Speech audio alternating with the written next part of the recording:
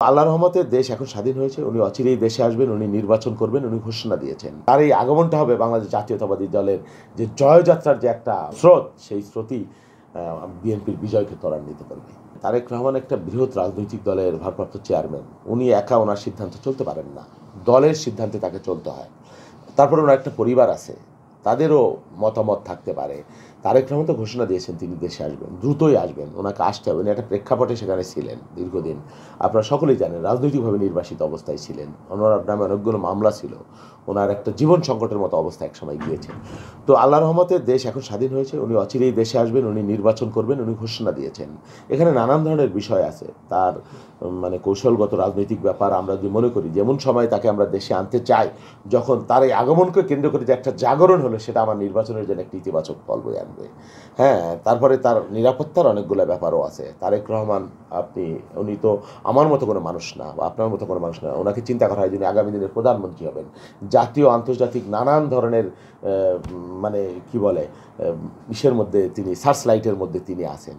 অতএব তিনি আসবেন না এমন তো না, আর তার কারণে কোনো কাজও ঠেকে নাই। তিনি যখন আসবেন উপযুক্ত সময়ে, খুব দ্রুততম সময় আসবেন, তিনি নির্বাচনে অংশগ্রহণ করবেন, এবং তার এই আগমনটা হবে বাংলাদেশ জাতীয়তাবাদী দলের যে জয়যাত্রার যে একটা মানে কি বলে স্রোত, সেই স্রোতই বিএনপির বিজয়কে ত্বরান্বিত করবে।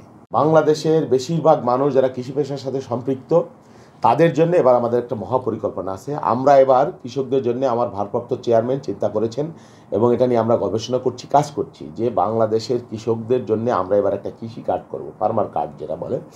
সেই কার্ডের মাধ্যমে, অ্যাপসের মাধ্যমে, সেই কার্ডের মাধ্যমে তার সমস্ত তথ্য থাকবে। একজন কৃষকের কতটুকু জমি আছে, তিনি কি কি ফসল চাষ করেন, তার কত খরচ হয়, এবং যারা একটু নিম্নবিত্ত কৃষক, তাদের ফসল উৎপাদনের, অন্তত একটা ফসল উৎপাদনের একটা খরচ রাষ্ট্র যাতে বহন করতে পারে, সেই জন্যই কৃষি কার্ডের মাধ্যমে সমস্ত ব্যবস্থা গ্রহণ করা হবে, সমস্ত তথ্য। এটা হলো একটা কৃষি কার্ড।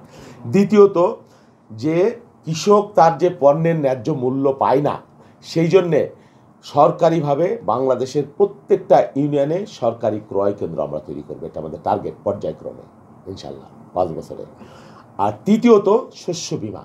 শস্য বিমাটা আমি যদি একটু 30 সেকেন্ডে বলি, যে কখনো কখনো, বিশেষ করে সুনামগঞ্জে আমরা বারবার গিয়েছি, দেখেছি, সেখানে হঠাৎ করে পাহাড়ি ঢল এসে কৃষকের প্রায় পাকা ধান মিসমার করে দিচ্ছে, পানিতে তলিয়ে দিচ্ছে, কৃষক সর্বশান্ত হয়ে যায়। বা বাংলাদেশের অন্যান্য অঞ্চলে কোথাও অতিবৃষ্টি, অনাবৃষ্টি, পোকামাকড়, ভাইরাস, নানান কারণে, যদি প্রাকৃতিক কারণে কৃষকের যদি কোনো কারণে ফসল হানি হয়ে যায়, নষ্ট হয়ে যায়, কৃষক যাতে সর্বশান্ত না হয়ে যায়, সেই জন্যে শস্য বিমার আওতায় আমরা তাকে একটা ক্ষতিপূরণ বা প্রণোদনা সরকারের পক্ষ থেকে দেওয়া হবে। এবং এই বিমার জন্য কৃষককে আলাদা করে কোনো অর্থ দেওয়ার প্রয়োজন হবে না, খরচ করবার প্রয়োজন হবে না। জীবন বিমা যেটা আমরা করি সেইভাবে না, সেটা একটা ভিন্ন খাত থেকে আমরা সংরক্ষণ করে এই শস্য বিমার আওতায় তাদেরকে ক্ষতিপূরণ আমরা দেব।